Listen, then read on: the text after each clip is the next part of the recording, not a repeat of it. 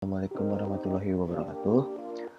Perkenalkan, di sini nama saya Ibnu Raihan dari Fakultas FTKI Sistem Informasi. Di sini saya akan menjelaskan dari pertemuan 9 sampai dengan materi ke-15, yaitu dengan mata kuliah pengembangan sistem informasi. Nah, yang pertama, di sini ada software development. Merupakan pengembangan sebuah perangkat lunak. Nah, selanjutnya menurut istilah yaitu merupakan proses pengembangan sebuah aplikasi perangkat lunak yang dijalankan secara sistematis sehingga menghasilkan sebuah produk yang baik dan berkualitas. Nah, di sini ada fungsi software development itu sendiri, yaitu untuk membantu komunikasi antar tim developer dalam pengembangan aplikasi. Nah, hal ini sangatlah penting karena untuk mengurangi terjadinya miscommunication antar tim. Nah, misalnya di sini ada UI UX dari desainer. Nah, tugas dari UI UX ini menjalankan tugas untuk membuat rancangan desain sebuah website. Kemudian pada sisi front end developer ini dapat menjalankan tugasnya untuk membuat tampilan sebuah website. Nah, dari rancangan ini, desain murni dari UI UX ini dapat di back-end untuk mengurus bagian database dan server untuk dipakai oleh front-end. Nah, jadi komunikasi antar tim di sini sangat dibutuhkan karena proses pengembangannya yaitu perangkat lunak dapat berjalan dengan baik dan teratur. Selanjutnya pada fungsi kedua ini memberikan tampilan yang jelas mengenai input dan output dalam berbagai tahapan pengembangan perangkat lunak. Nah, di sini ada tahap-tahap software development. Yang pertama ada analis atau analisis. Pada tahap ini berfungsi untuk merencanakan rancangan pembuatan software atau aplikasi, dimulai dari perencanaan, alokasi sumber daya, biaya, estimasi waktu, pengerjaan, kebutuhan tim dan lain-lain. Dan di sini ada bagian B, yaitu ada desain. Pada tahap ini pengembangan akan merencanakan seluruh sistem dan merencanakan alur algoritma dengan baik. Bagian C-nya ada implementation. Tahap ketiga ialah implementasi program. Setelah berhasil menentukan desain awal dari pengembangan aplikasi ini, yaitu akan diserahkan pada tim developer. Di tim software ini, developer sendiri akan dibagi menjadi dua tim besar, yaitu ada front end dan back end. Bagian D-nya itu ada testing atau pengujian. Testing ini disebut juga dengan pengujian program yang dibuat untuk mencari berbagai kesalahan seperti bug, error, ataupun permasalahan lain yang dapat muncul dari software tersebut. Bagian E-nya ada development atau perilisan, yaitu proses deploy yang berasal dari software ini atau perangkat lunak telah berhasil dibuat dan siap untuk diserahkan kepada klien. Dan untuk selebihnya, klien ini akan mencoba fungsionalitas dari aplikasi tersebut. Dan terakhir ada maintenance, yaitu perbaikan. Pada tahap ini, pihak pengembang dapat melakukan update versi atau penambahan fitur atau mengatasi permasalahan dari klien tersebut. Untuk materi 10-nya, yaitu ada tahap akhir dalam siklus pengembangan sistem. Nah, pada tahap ini melibatkan pengintegrasian semua komponen rancangan sistem, yaitu termasuk perangkat lunak, pengkonversian sistem ke total operasi, dan B, rencana implementasi.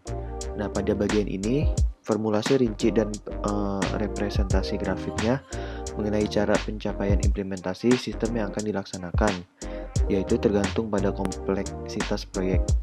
Nah, di sini ada satu tim implementasi, yaitu ada profesional sistem yang merancang sistem, ada para manajer dan beberapa staff, ada juga perwakilan vendor, pemakai primer pengkode, dan terakhir ada teknisi. Bagian 2-nya ada bagian pokok implementasinya. Diperlukan juga persiapan tempat, pelatihan personil, persiapan pembuatan dokumentasi, konvers file dan sistem, Terus terakhir ada peninjauan pasca implementasi. Dan bagian C di sini ada persiapan tempat. Di sini juga ada ruang atau sesuai dengan platform teknologi yang akan digunakan, sampai mikro, mini atau mainframe. Terus di sini ada listrik, telepon atau koneksi lainnya, ventilasi, AC, keset, anti debu, karpet, rak penyangga barang. Terus ada juga pengujian atau burn-in atau simulasi operasi pada vendor. Dan bagian D-nya ada pelatihan personil. Di bagian sini ada yang perlu diberi pelatihan, yaitu personil teknis yang akan mengoperasikan dan memelihara sistem tersebut. Terus ada berbagai pekerja, supervisor, manajer umum, dan pihak luar yang berinteraksi dengan sistem. Dan E, menyiapkan dokumen. Dokumentasi ini sangatlah penting karena materi ini tertulis atau video audio yang menjabarkan cara beroperasinya sebuah sistem atau termasuk pokok bahasan yang harus dikuasai oleh pemakai. Tujuan dokumentasi yaitu ada untuk pelatihan, penginstruksian, pengkomunikasian, penetapan standar kinerja, pemeliharaan sistem, dan referensi historis. Dan bagian F-nya ada mengkonversi sistem baru, yaitu proses ini pengubahan dari sistem lama ke sistem baru. Dari kompleksitas dalam, yaitu pengkonversian tergantung pada beberapa faktor, yaitu dari jenis database, perangkat, kendali, jaringan, dan prosedur. Nah, masuk ke materi 11, yaitu pemeliharaan sistem. Pemeliharaan sistem ini berawal begitu sistem baru menjadi operasionalnya dan berakhir masa hidupnya. Nah, jenis pemeliharaan sistem yaitu pemeliharaan korektif adalah bagian pemeliharaan sistem yang tidak begitu tinggi nilainya dan lebih membebani karena pemeliharaan ini mengkoreksi kesalahan-kesalahan yang ditemukan pada saat sistem berjalan. Nah, pemeliharaan adaptif. Pemeliharaan adaptif ini dilakukan untuk penyesuaian perubahan dalam lingkungan data atau pemrosesan dan memenuhi persyaratan pemakaian baru lingkungan dengan tempat sistem beroperasi adalah dinamik. Dengan demikian, sistem harus terus merespon perubahan persyaratan pemakai. Nah, di sini ada pemeliharaan penyempurnaan, yaitu mempertinggi cara kerja atau maintainabilitas atau kemampuan untuk dipelihara. Nah, tindakan ini juga memungkinkan sistem untuk memenuhi persyaratan pemakai yang sebelumnya tidak kenal ketika membuat perubahan substansial modul apapun. Nah, petugas pemeliharaan ini juga menggunakan kesempatan untuk mengupgrade kode, mengganti cabang-cabang yang sudah kadaluarsa, memperbaiki kecerobohan, dan mengembangkan dokumentasi. Nah, terakhir ada pemeliharaan preventif. Pemeliharaan preventif ini terdiri atas inspeksi periodik dan pemeriksaan sistem. Untuk mengungkap dan mengantisipasi permasalahan, personil ini memelihara sistem bekerja dalam sistem ini. Mereka seringkali menemukan cacat-cacat atau bukan kesalahan yang sebenarnya yang menandakan permasalahan potensial, sementara tidak memerlukan tindakan segera. Cacat ini bila tidak dikoreksi di tingkat awal jelas sekali akan memengaruhi baik fungsi sistem maupun kemampuan untuk memeliharanya dalam waktu dekat. Nah, di sini ada siklus hidup untuk pemeliharaan sistem atau SMLC. Yang pertama, tahapan siklus hidup pemeliharaan sistem ada memahami permintaan pemeliharaan, ada transformasi permintaan pemeliharaan menjadi pengubahan.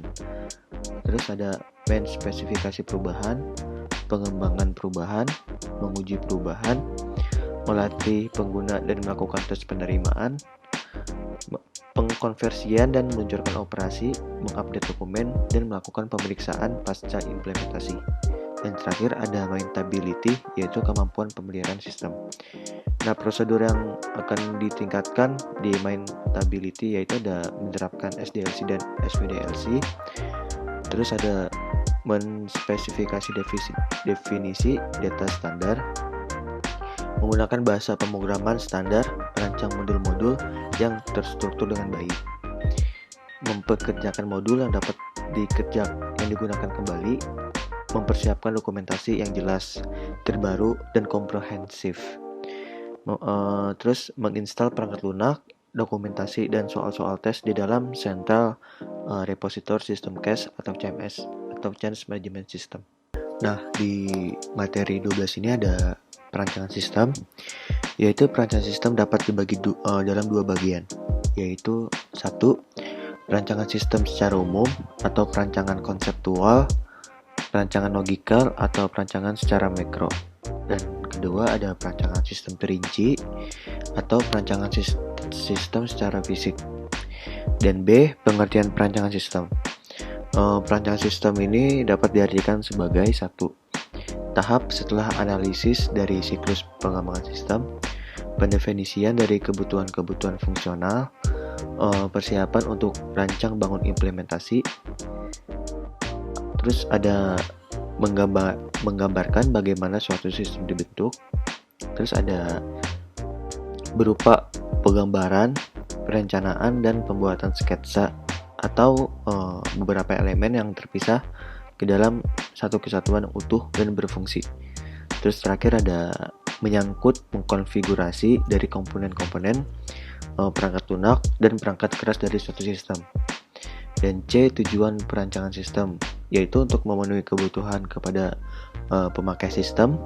Kedua, untuk memberikan gambaran yang jelas dan rancang bangun yang lengkap kepada pemrogram komputer dan ahli-ahli teknik yang terlibat, atau lebih condong kepada desain sistem yang terinci. Di sini ada personil yang terlibat, yaitu ada spesialis pengendalian, personil penjamin kualitas, dan spesialis komunikasi data. Dan terakhir ada pemakai sistem. Dan bagian E-nya ada 3 kategori desain sistem. Yang pertama ada global based system, yaitu sistem berbasis global. Di desain ini yaitu mendesain sistem yang berbasis global membutuhkan pemeriksaan secara seksama dan lengkap atau mengganti dari seluruh komponen desain umum. Kedua ada group based system, yaitu sistem berbasis kelompok. Di sistem ini melayani cabang-cabang atau grup user khusus dalam organisasi. Kelompok ini memiliki kebutuhan khusus untuk menyelesaikan pekerjaan dan membuat keputusan yang tepat. Nah, di perancangan sistem ini yang bekerja pada grup perlu memiliki pengetahuan tentang bekerja pada sistem group based. Perancangan tidak memusatkan perhatian ke perancangan desain sistem tertentu, seperti database dan platform teknologi, tetapi pada output, input, proses, dan kontrol untuk platform teknologi, khusus untuk grup lokal atau LAN. Nah, ketiga ada local based system atau sistem berbasis lokal. Di sini sistem ini khusus didesain untuk beberapa orang aja, sering satu atau dua. Untuk aplikasi ini khusus tambahan. User memiliki PC dan ia direncanakan untuk memiliki sistemnya. Profesional untuk sistem ini umumnya dipakai untuk bekerja sama dengan user, menganalisis, mendesain, mengevaluasi sistem, terus memilih satu dan mengimplementasikan dengan menggunakan jaringan dan pendukungnya. Materi 13 ada perancangan sistem terinci. Yang pertama ada perancangan output. Nah, di sini ada pengertian perancangan output, yaitu mengubah data menjadi informasi yang berkualitas dan dapat digunakan. Tujuan akhirnya adalah untuk proses pengambilan keputusan. Perancangan ini harus menyediakan suatu produk terhadap klien atau end user yang akan menggunakan laporan. Perancang ini harus bertanya kepada klien format output apa yang sangat membantu dan sangat memungkinkan untuk digunakan. Nah, kedua ada perancangan input, yaitu mengawali dimulainya proses informasi. Input ini perlu direncanakan untuk mengkonversikan data mentah ke dalam informasi yang berguna atau input output. Nah, beberapa kegiatan di bawah ini memakai data mentah atau data input, yaitu ada insert into, delete from, atau update database. ada juga menggabungkan dengan data lain dari database untuk menghasilkan output, terus masukkan data dan proses langsung menjadi output tanpa menggabungkan dengan data yang lain. Terus ada memulai aksi atau melaksanakan suatu tugas. Terus terakhir ada mengadakan dialog dengan sistem. Beberapa media ini dan metode yang digunakan untuk mendapatkan data dan input data yaitu proper form yang digunakan dengan layar data entry. Formulir kertas merupakan pembawa data fisik, kejadian berlangsung, transaksi terjadi, dan aksi ambil. Terus ada electronic form, yaitu formulir elektronik yang cerdas, menunjukkan bagaimana user mengisi formulir, menyediakan instruksi-instruksi dan pesan-pesan secara online, melakukan perhitungan dan mengirimkan data untuk pemproses tambahan. Terus ada direct entry device, yaitu sering disebut juga sebagai otomasi data, suatu cara menginput data yang tidak perlu yang diisikan melalui formulir elektronik, memungkinkan komputer memproses data dengan benar tanpa melalui kertas, jadi menambah efisiensi input dan mengurangi kemungkinan kesalahan pada saat proses keying. Dan di sini ada kode yang digunakan untuk mengklasifikasikan data, memasukkan data ke komputer, dan mengambil bermacam-macam informasi yang berhubungan dengannya. Di sini ada menu. Menu ini banyak digunakan untuk dialog karena merupakan user interface yang mudah dipahami dan mudah digunakan. Menu ini berisi dengan beberapa alternatif atau option yang disajikan ke user atau pemilihan dengan cara menekan tombol atau angka dan huruf. Nah, natural language, yaitu ada bahasa natural, memungkinkan sistem komputer mengerti bahasa manusia. Komputer dapat menerima bahasa manusia melalui suara atau keyboard dan melaksanakan tugasnya. Nah, dengan cara ini, sistem harus mengerti user, tetapi user tidak perlu memahami sistem. Banyak aplikasi untuk interface dengan database menggunakan GUI atau bahasa perintah. Nah, beberapa DMS ini telah membangun pengetahuan linguistik yang memungkinkan komputer mengerti input user. Nah, masuk ke materi 14. Itu di sini ada perbandingan model waterfall dan prototyping untuk pengembangan sistem informasi. Nah, yang pertama ada pengertian System Development Life Cycle atau yang lebih dikenal dengan istilah SDLC. Nah, yaitu metodologi umum yang digunakan untuk mengembangkan sistem informasi. Nah, SDLC ini terdiri dari beberapa phase yang dimulai dari phase perencanaan, analisis, perancangan, dan implementasi, hingga pemeliharaan sistem. Nah, konsep SDLC ini mendasari berbagai jenis model pengembangan perangkat lunak untuk membentuk suatu kerangka kerja yang perencanaan dan pengendaliannya pembuatan sistem informasi. Model-model SDLC ini sering digunakan antara lain untuk waterfall dan prototyping. Kedua ada model waterfall, yaitu model SDLC yang sering digunakan atau sering disebut juga dengan model konvensional atau classic life cycle. Model ini menggunakan pendekatan sistematis dan urut, dimulai dari level kebutuhan sistem lalu menuju ke tahap analisis, desain, coding, testing, atau verification, dan maintenance. Model pengembangan ini bersifat linear dari tahap awal pengembangan sistem, yaitu tahap perencanaan, sampai tahap akhir pengembangan sistem, yaitu tahap pemeliharaan. Nah, tahap berikutnya tidak akan dilaksanakan sebelum tahapan sebelumnya selesai dilaksanakan dan tidak bisa kembali atau mengulang ke tahap sebelumnya. Ketiga, ada model prototyping. Nah, model prototyping ini merupakan suatu teknik untuk mengumpulkan informasi tertentu mengenai kebutuhan informasi pengguna secara cepat. Nah, berfokus pada penyajian dari aspek-aspek perangkat lunak tersebut yang akan nampak bagi pelanggan atau dipakai untuk menyaring kebutuhan pengembangan perangkat lunak. Pendekatan model ini dimulai dari pengumpulan kebutuhan, pembangunan prototipe, terus ada pengkodean, implementasian hingga pemeliharaan.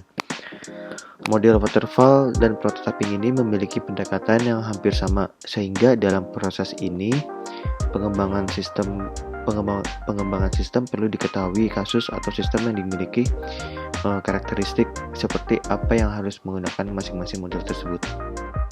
Nah, B. Perbandingan tahapan pengembangan lunak.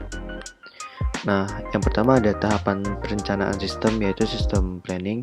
Itu ada waterfall, yaitu berawal dari kebutuhan. Terus ada prototyping, yaitu berawal dari kebutuhan juga. Nah, kedua ada tahapan analisis sistem. Nah, yang pertama ada waterfall-nya, yaitu kebutuhan data harus dianalisis di awal secara lengkap dan menyeluruh. Yang B ada perubahan data ataupun fungsional akan merubah ke seluruh proses pada tahapan berikutnya. Prototypingnya yaitu kebutuhan data dapat ditambahkan ataupun dikurangi sesuai dengan kebutuhan user ketika dilakukan testing. Dan bagian B-nya adalah perubahan dapat dilakukan selama sistem atau perangkat lunak masih dalam bentuk prototype. Nah, ketiga ada tahapan perancangan sistemnya atau sistem desain. Nah, waterfall-nya di sini ada testing dilakukan ketika semua tahapan pada model sudah selesai. Tidak dapat juga memberikan gambaran yang jelas mengenai sistem yang dibangun karena sistem bisa dilihat juga di tahapan yang telah dilakukan. Nah, prototyping-nya ialah testing dapat dilakukan ketika prototype telah dibangun, sehingga hasil testing dapat merubah rancangan sistem. Dan B memberikan prototype sebagai gambaran sistem yang dibangun, sehingga user dapat melihat dan berinteraksi langsung dengan gambaran sistem. C. User berperan aktif dalam mengembangkan sistem. D. Sistem yang dibangun akan sesuai dengan keinginan user. Nah, keempat ada tahapan implementasi sistem, yaitu sistem implementation. Di sini ada waterfall-nya, yaitu menerapkan proses perancangan yang baik, evaluasi dilakukan ketika sistem telah dibangun, terus mengedepankan kebutuhan fungsional sistem. Terus prototyping-nya yaitu ada tidak menerapkan proses perancangan yang baik, evaluasi dilakukan ketika prototipe telah dibangun. Terus ketiga mengedepankan aspek kenyamanan user. Dan terakhir ada tahapan pemeliharaan sistem. Waterfall-nya yaitu dilakukan sesuai kesepakatan. Begitu juga dengan prototyping-nya, yaitu dilakukan sesuai kesepakatan. Nah, materi 15 ada membandingkan model-model pengembangan database. Nah, yang pertama ada metode perbandingan model. Di analisis ini yang digunakan dalam membandingkan model pengembangan database ini adalah Capability Maturation Model atau CMM, dan SDLC, System Development Life Cycle atau siklus hidup pengembangan sistem, yaitu pendekatan melalui beberapa tahap untuk menganalisis dan merancang sistem yang dimana sistem tersebut telah dikembangkan dengan sangat baik. Nah, kedua ada Software Capability Maturation Model atau CMM. Di sini kerangka kerja CMM ini diharapkan untuk membantu organisasi meningkatkan kematangan proses pengembangan sistem mereka. Nah, CMM ini disusun dalam 5 tingkat kematangan.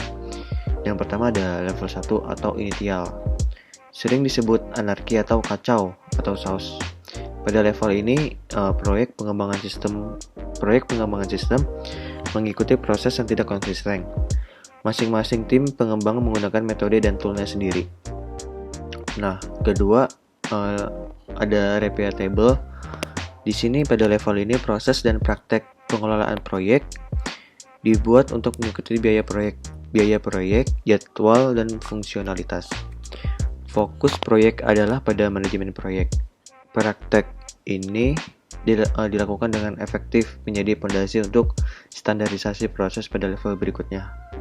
Masuk ke level 3 yaitu ada definite, yaitu pada level ini proses pengembangan sistem standar, sering disebut metodologi, diterapkan seluruh proyek menggunakan versi yang ditetapkan oleh mengembangkan dan memelihara perangkat lunak dan sistem informasi. Oleh karena itu, proses ini bisa disebut juga stabil, dapat diprediksi dan dapat diulang. Masuk ke level 5 ada managed. Pada level ini, sasaran-sasaran yang terukur untuk kualitas dan produktivitas ini dibangun. Bahkan ketika suatu proyek menemukan suatu problem atau isu yang tidak terduga, proses dapat disesuaikan dengan berdasarkan dampak yang dapat diprediksi dan diukur. Level 5 ada optimizing. Nah, pada level ini proses pengembangan sistem yang sudah distandarisasi, dimonitor dan ditingkatkan secara berkelanjutan. Ukuran dan analisis data yang dibangun pada level 4. Nah, di sini mencakup perubahan teknologi dan best practice yang digunakan untuk menjalankan aktivitas. Aktivitas yang diperlukan dalam proses pengembangan sistem standar, sebagaimana penyesuaiannya dengan proses itu sendiri.